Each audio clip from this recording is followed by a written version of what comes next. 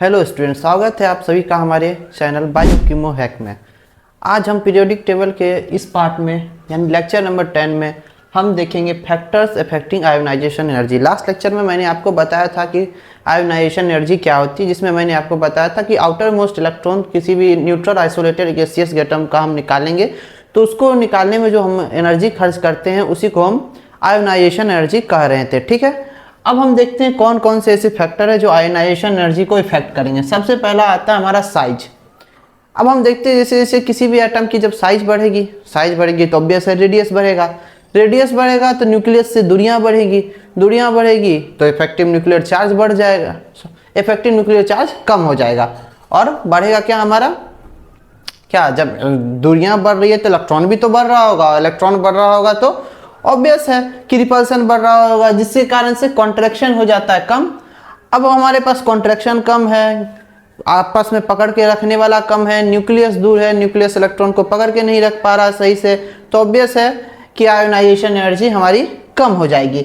जिसके कारण से साइज के बढ़ने से, मैंने लिखा भी है, साइज के बढ़ने से रेडियस बढ़ जाता है, जिससे distance of outer electron from nucleus भी बढ़ जाएगा, जिसके कारण लेस एनर्जी रिक्वायर हो जाती है किसी भी इलेक्ट्रॉन को उस सेल से निकालने के लिए, जिससे आयोनाइजेशन एनर्जी कम हो जाती है। इस तरीके से हम कह भी सकते हैं साइज जो है आयोनाइजेशन एनर्जी के इनवर्सली प्रोपोर्शनल होता है। अगला आता है हमारा इफेक्टिव न्यूक्लियर चार्ज।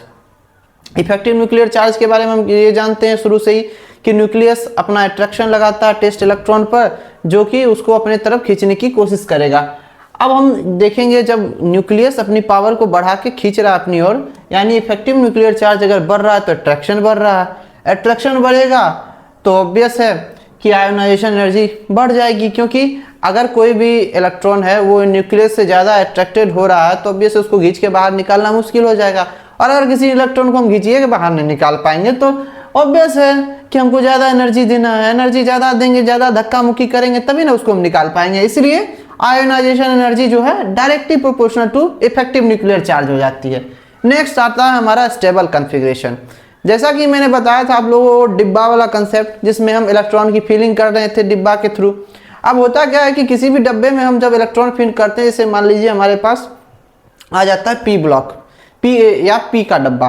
पी में हमारे पास तीन रूम थी, 3 में 6 इलेक्ट्रॉन आ रहे थे। अगर हमारे पास टोटल 3 ही इलेक्ट्रॉन है तो सीधा सीधा रख देंगे एक तीनों के अंदर। अब अगर हम तीनों के अंदर बराबर इलेक्ट्रॉन रखते हैं, मान लीजिए एक लकड़ी हम रखे हैं और लकड़ी के नीचे कुछ लगा दिए और हम उसको बैलेंस कर रहे हैं सी सॉ के तरह। जैसे आपने एक सी सॉ देखा होगा, वो एक झूला टाइप का होता है, उसमें अगर यहाँ पर भी एक बीच में भी है, एक कॉर्नर पर भी एक इधर है, तो वो बैलेंस्ड रहेगा। जबकि अगर ऊपर नीचे हो जाए तो दिक्कत हो जाती है। इसलिए अगर ये तीनों के जगह बैलेंस हो जाता है, तीनों डब्बे में एक इलेक्ट्रॉन है या तीनों में दो ही इलेक्ट्रॉन है, यानी सब जगह बराबर है, तो ऑब्वियस से बैलेंस्ड हो जाता है, जिसके कारण से वो स्टेबल हो जाता है। एग्जांपल के तौर पर मैंने डब्बा वाला एग्जांपल लिया है, जिस कारण से Np6 हो वो स्टेबल हो जाएगा, क्योंकि वो फुल्ली फिल्ड है, पूरी तरीका से फिल्ड है। इसीलिए जो इनर्ट गैस होता है, क्योंकि उसी के ना आउटर मोस्ट सेल के अंदर आपका Np6 हो जाता है, जिसमें मैंने बताया था कि पीरियड नंबर आपकी ग्रुप नंबर 18 में जो इनर्ट गैस थी उनका NH2 NP6 जनरल कॉन्फ़िगरेशन होता है। NP6 के कारण इनर्ट गैस जो होते हैं उसकी आयोनाइजेशन एनर्जी किसी भी पीरियड में सबसे मैक्सिमम होती है। उसके बाद जब हम हाफ फील्ड के लिए देखने जाएंगे तो वही 3 वाला आधा हो जाता है, तो 2p3 2p4 से ज़्यादा, 3p3 3p4 से ज़्यादा और 4p3 4p4 से ज़्यादा हो जाता है। इसके बाद नेक्स्ट मूव करेंगे पेनिट्रेशन पावर। पेनिट्रेशन पावर कहते हैं कि कौन न्यूक्लियस के कितना क्लोज है, तो सबसे पास में S ही होगा ऑब्वियस है, उसके बाद ही P आएगा, उसी के बाद D आएगा, उसके बाद F आएगा। तो इसके कारण से जो NH2 होगा उसकी पावर Np1 से बड़ी हो जाती है, यानी more close to nucleus more energy required. यानी ऑब्वियस है न्यूक्लियस के पास रहेगा तो प्रोटॉन का उसको अपनी तरफ खींचने की कोशिश करेगा, जिसके कारण उसको निकालना मुश्किल हो जाएगा, तो जिसके कारण से आयोनाइजेशन एनर्जी भी बढ़ जाएगी, क्योंकि हमें ज़्यादा एनर्जी लगानी पड़ेगी। अब आप इसको नोट कीजिए, हम आगे मूव करेंगे। नाउ हम फर्दर मूव करेंगे final order of second, third और फोर्थ पीरियड की ओर। अब हमने 2 ही रूल मेनली सीखा है। एक हमारा effective nuclear charge left to right बढ़ता है, जिसके कारण आयोनाइजेशन एनर्जी बढ़ती है, पर एक ये रूल लेके चलेंगे। दूसरा, उधर हमने देखा था फैक्टर इफेक्टिंग्स वाले में कि NH2 बड़ा होगा Np1 से और Np3 का बड़ा होगा Np4 से, और सबसे ज़्यादा बड़ा होगा यहाँ पर हमारा पीरियड के अंदर किसी भी नोबल गैस का आयोनाइजेशन एनर्जी। इस हिसाब से जब हम देखने चलते हैं तो इस तरीका का ट्रेंड आता है, जिसमें NH2 जो है वो Np1 से बड़ा हो जाता है, क्योंकि इसका पेनिट्रेशन पावर ज़्यादा होता है, यानी न्यूक्लियस के ये ज़्यादा क्लोज होता है। जबकि Np3 जो है वो Np4 से बड़ा हो जाता है, क्योंकि ये हाफ फील्ड है, स्टेबल हो जाता है, और Np6 सबसे ज़्यादा बड़ा हो जाता है, क्योंकि ये फुल्ली फील्ड है।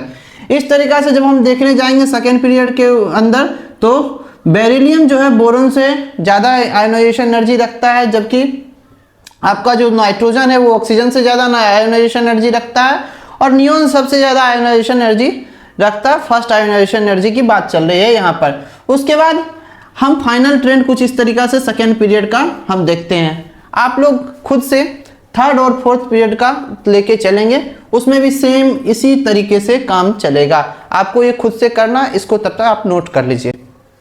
नेक्स्ट हम देखते हैं आयोनाइजेशन एनर्जी आयंस की। अगर आयंस हमारे सेम एलिमेंट के हो, जैसे मान लीजिए एक हमारा लेके चलेंगे ऑक्सीजन, दूसरा ऑक्सीजन का प्लस वाला, और एक हमारा ले लेंगे ऑक्सीजन का +2 वाला। अब क्या हो रहा है, धीरे धीरे हम सबसे पहले देखेंगे इसका साइज का ट्रेंड क्या था। साइज का ट्रेंड क्या होगा, इधर इलेक्ट्रॉन निकल रहा है तो ऑब्वियस इधर साइज कमेगा, तो सबसे ज़्यादा इसकी साइज, इसके बाद इसकी साइज। तो साइज के अपोजिट यानी साइज के इनवर्सली प्रोपोर्शनल होता है आयोनाइजेशन एनर्जी। आयोनाइजेशन एनर्जी जो हमारा होगा वो साइज के इनवर्सली प्रोपोर्शनल हो जाता है, इसलिए जस्ट इसका अपोजिट ट्रेंड चलेगा, O+ और O2+। तो यहाँ आयोनाइजेशन एनर्जी का ट्रेंड जस्ट अपोजिट हो जाएगा।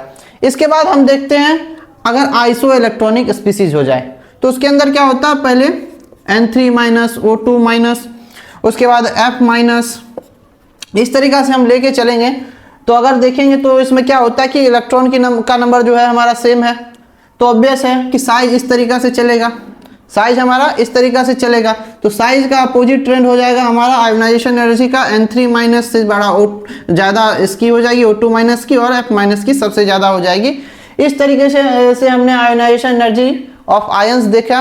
अब अगले वीडियो में हम एप्लीकेशन ऑफ आयोनाइजेशन एनर्जी देखेंगे। आपको ये वीडियो पसंद आई हो तो हमारे चैनल को सब्सक्राइब करें, इस वीडियो को लाइक करें, और अपनी राय इस वीडियो के कमेंट सेक्शंस में लिखें। आपको इन वीडियोस के नोट्स जल्दी ही टेलीग्राम पर मिल जाएंगे। Thank you.